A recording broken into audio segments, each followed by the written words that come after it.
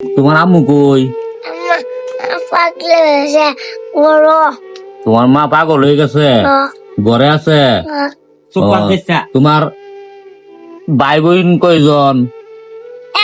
দুইটা ভাই একটা বোন। দুইটা ভাই একটা বোন। তোমার আব্বা কই আছে?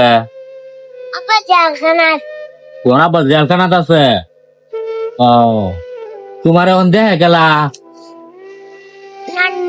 তোমার নানু খাবার দাবার কি তোমার নানু দে?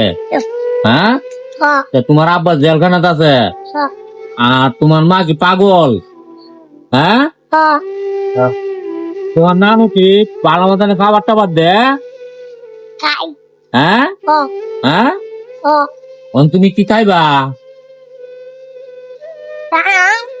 কি খাইবা? দাও যাও, কি খাইবা? কি খাইবা কও? হ্যাঁ, এটি খাবা? হ্যাঁ, আচ্ছা খাও, নাও, কটা নিবা নাও, দাও আমি খুলে দেই।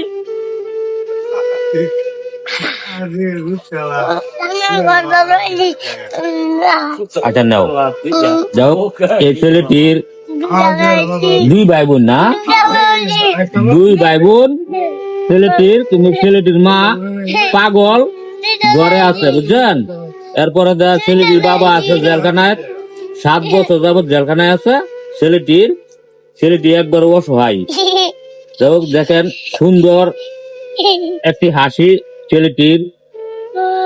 দুই ভাই বোন, কিন্তু মা একবারে পাগল অবস্থায় ঘরে শুয়ে আছেন। কিন্তু তার দেখার মতন লোক কেউ নাই। তার একজন নানি আছেন, ওনার সংসারটা দেখতেছেন, জ্বালাইতেছেন। দেখেন কত হাসি খুশি, কি সুন্দর ফুটফুটে ছেলেটি।